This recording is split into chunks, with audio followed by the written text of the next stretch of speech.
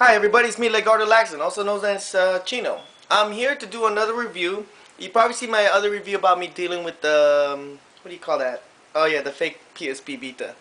And right now, I also did other reviews on fake PSPs, and this is one of the best cheap knockoffs ever made that only costs $27 plus shipping and handling. That totals up to $30 for this unit. And it has great features just like the Dingu, but it has its cons and flaws, of course, and I'm gonna show you this review right now. It's actually, you know, they're just packaged like this.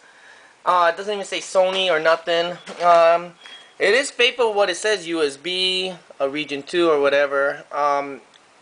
It doesn't say like, those other real convincingly looking like it says Sony PSP, but this is actually just making it legit so it can pass through customs. Now, since it's already unboxed, I'm going to show you what it comes with. Okay, it comes with cheap, well, it's not cheap, it's actually a real iPod headphones. No matter what, everything's almost made in China. It comes with a 5-pin USB port. Yes, it has TV output. You plug this end, and then the other end, you know what the deal is. If you saw my last review, I just finished making the other one, and I'm still installing Silent Hill for the PC CD. I mean, can you believe it takes 5 CDs just to install this game? It never came on DVD, I wish it did. It comes with a regular USB charger, like this one. What else? And it comes with a cheap manual, it says PMP. Pimp! Whoo!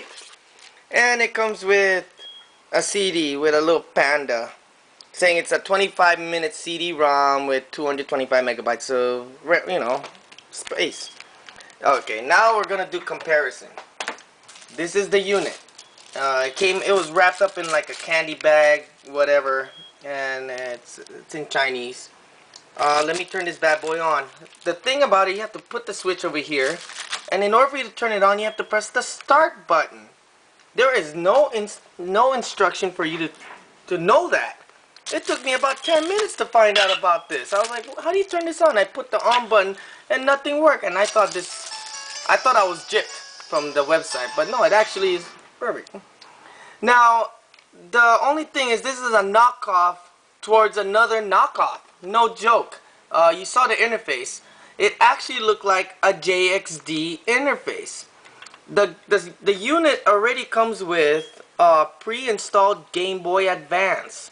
So when you look at this unit, it's nothing but a Game Boy Advance emulator. Yes, it has Game Boy Advance. Now if you go to over here, the icons there's no way you can actually delete the games. That's already embedded. It's actually already in there. Right here is the games that it comes with screenshots. There's no way you can delete the games, You can go forward, but it's already built in. Now if you want to put your own ROMs, yes, you're able to. The compatibility on this, it plays of course Game Boy Advance games, which I already pre-installed my other ones like Comic Zone, etc. And it plays Nintendo Classic games like Super Mario. Well, here this was a joke. I actually had a hack version of see, it's a knockoff towards a knockoff.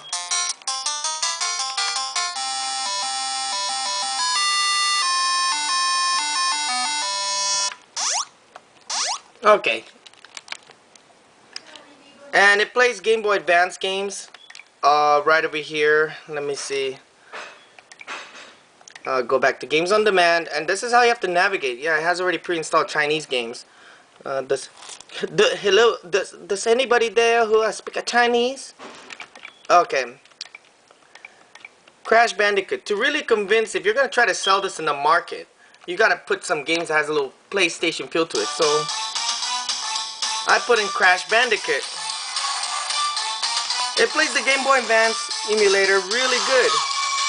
The 3D is perfect, but you're not able to play PSP games, nor PS1 games.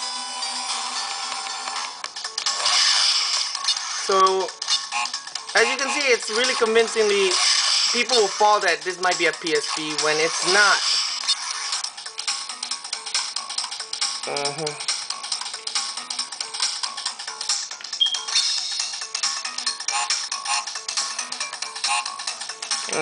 Well, I don't want to play this game. It has Contra Advanced too. I put in those games, you know, just to test it out. What? Okay. Well, at least we already got the fact about the games. Let me drink some of this beer. I mean water. Yeah, I needed some water. Okay.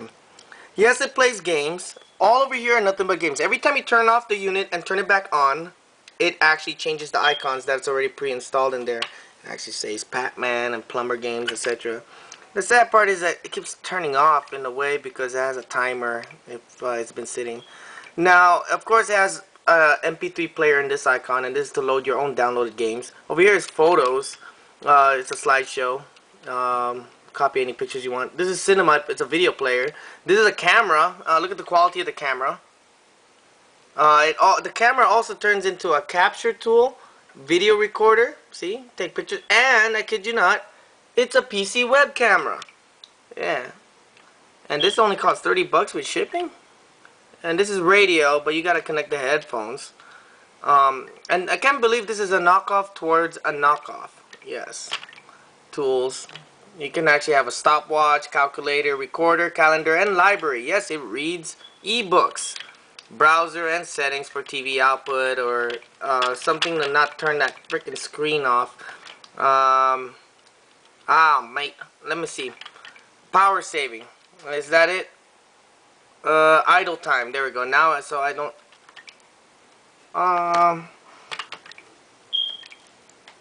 Let me put it on display, and then, you know, the music, the backlit time, it turns off after 10 seconds. I'm gonna turn it off. There we go. Now I can do this review without ease. The interface is very identical to the JXD units when it's a knockoff of a JXD. Can you believe they're doing knockoffs towards a knockoff? No joke. That's what's I don't know. That's really interesting, you know. And this unit is great. I mean, the only thing about it, the compatibility of the games is not near. It doesn't play Super Nintendo games. That's sad. I mean, that's the main reason why I like it. Comparing it to a real PSP, here is a real one. Let me compare it. Okay, this is a real PSP. I'm gonna turn this bad boy on. One is the D-pad. The D-pad is over here is basically buttons. See? They're buttons. It's so hard to even do Hadouken, you know, it's like a keyboard. Unlike the D-pad here, is one piece. You can actually do this and slide your hand. It has an analog stick. This does too. It says PSP. Over here it says PSP MP5 with a 4x digital camera. The camera is placed back here. And another thing, it does not have a UMD reader. On top, it has two headphone jack, as the other jack turns into the TV output. In the bottom, it has an 8 GB expandable slot. That's the maximum. And the right side has 4 buttons on the bottom. Over here in the original PSP doesn't have it. The light indicator is over here for the power button. The knockoff is over here blue. Here, those 4 buttons is functioning for volume. And over here is the select and start button. During gameplay, you have to press select in order for you to quit the game and resume or save state, etc. And as you can see, this is just called the game player, or I don't know, it just says PSP MP5. This is a traditional knockoff PSP of another knockoff, because they also have the JXD. I do have it right here in one of my collections. I just don't want to open the box. I got 1 more minute left. See, look at that interface. Identical. They call it the JXD. And this is the JXD 5000. Yes. And it's identical. So this is from a base of a knockoff to a knockoff. So this is the real PSP. This is the fake PSP. But the benefits of it, you get 50-50. But you just don't get to play your original games. You're only able to play your classic games. But so far, I enjoyed having one of these. I mean, if I really want to have a knockoff, or like say, hey mijo, you have a PSP now, just load the games, you know, and he's still gonna have fun. It's perfect for kids that are from age, you know, 5 and up to, you know, 15, because when they're 15 years old, they're already knowing what they want. So they really want a PSP, they have this. Just yeah, it has a camera and MP3 player. Now I only got a few seconds, but thank you for watching. All right.